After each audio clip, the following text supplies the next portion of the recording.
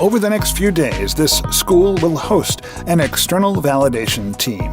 Who are they, and what are they validating? Let's take a look at some history of Catholic schools in Ohio.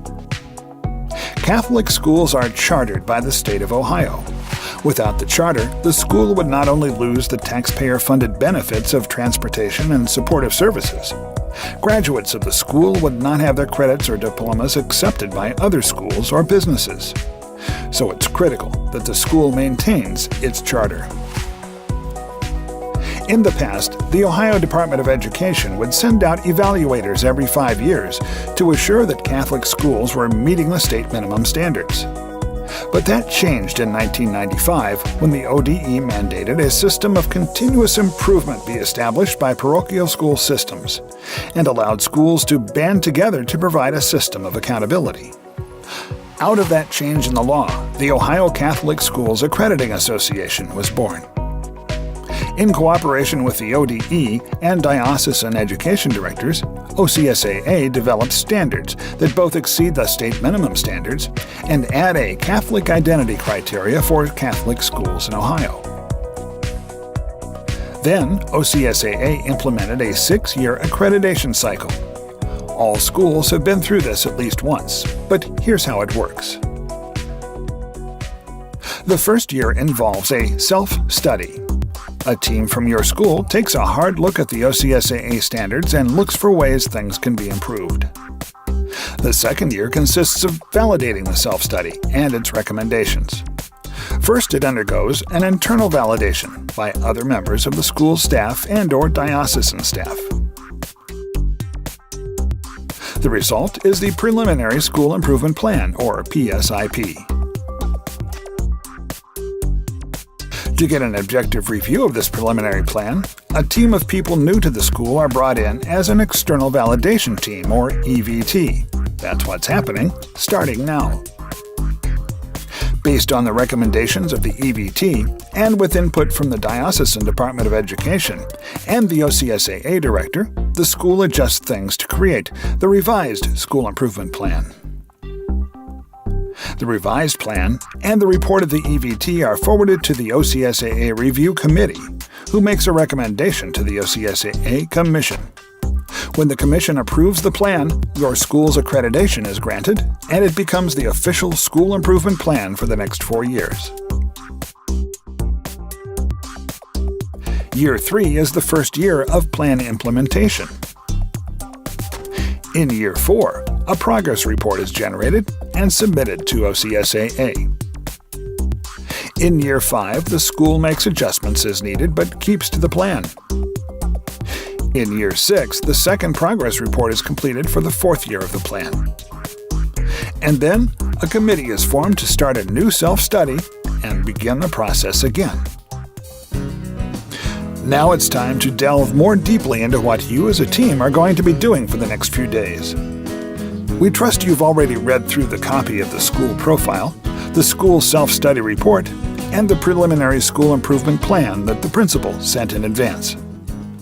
Within the preliminary school improvement plan, you'll find 2 unique goals that the school has identified. One Catholic identity goal and one student performance goal. Your job today is to critique these goals in the context of the school. To do that, you'll be taking part in 4 basic activities. First, discussing the goals and action plans with the school representatives who worked on them, and students, teachers, and staff who will be affected by them.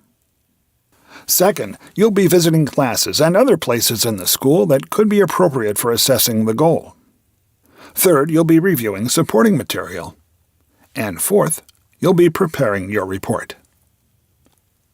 While this may sound like a daunting task, we are not without guidelines, the individual goal worksheets.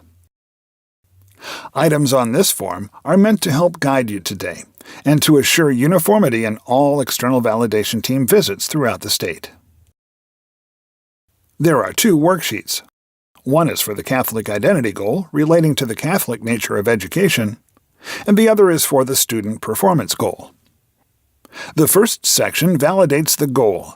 Check the boxes for compatibility with Catholic identity and mission, student-centered and learning basis, measurability, alignment of strategies, and support by data found in the self-study. The second section validates the strategies, including the staff development component, whether strategies are based on researched best practices, whether the goal and strategies challenge the school to go beyond current practice, whether the goal and strategies engage the school in continuous improvement, whether the goal and strategies give direction to the school for the future, whether the goal and strategies contain ongoing assessment to monitor progress, and whether steps to implement the goal and strategies are logical and give direction. Next, we validate the person responsible, whether the responsibility is clearly defined, not clearly defined, or is not listed or identified. And we validate the resources, whether they're sufficient and logical, and whether an appropriate budget is listed. On these forms, it's important that you not just check the boxes. Please provide comments to support your validation. You will need these comments for your final report. Finally, complete the form with the validation of these items: the assessment, how well aligned are the goal and the suggested assessment; the documentation, how will the physical evidence show accomplishment of the goal; and the timeline. Is it logical, optimized, and with enough depth to challenge the school to grow? Remember that each goal has emerged from an area of concern that surfaced in the school's self-study. Any recommendations or suggestions you make need to be directed to a particular goal.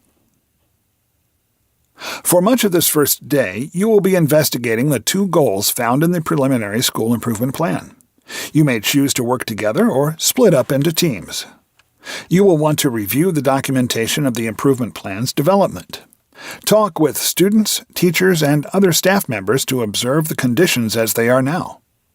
Keep in mind, though, that your task is not to evaluate conditions as they are today, but rather how the plan addresses the future needs of the school. You'll need to strategize between yourselves about how best to research your answers. In the process, you will find that consensus emerges on the individual goal worksheets for the 2 goals. Tomorrow, you will be critiquing the entire preliminary school improvement plan. The objective for the second day is to reach consensus on the external validation team's suggested actions form. There are 3 sections to this form. First, what is the area? Is it goal, strategy, assessment, or something else? Second, what is the specific issue? And third, what is your recommended corrective action? These become the formal recommendations for strengthening the preliminary school improvement plan. The entire team must agree on the recommendations that will become a part of the EVT report. At the bottom of this form, summarize the observations you made that support your recommendations. Comment areas include data-driven, faculty consensus, researched best practice, student implementation, ability of assessment to demonstrate growth, professional development, or other observations. At the end of the process, your chair will explain the next steps to the principal. General observations may be shared during the exit interview, but the principal needs to understand the views and opinions expressed by this external validation team are those of this team and do not necessarily reflect the position of the OCSAA Review Committee or the Commission. The Commission is the sole authority to officially take action on each school's accreditation. The chair then uploads the report to the school's web portal on the OCSAA website. It is up to the school to respond to this and submit the revised school improvement plan, which will then traverse the rest of the accreditation cycle. The work you do is an important part of assuring quality Catholic education in Ohio. God bless you in your efforts.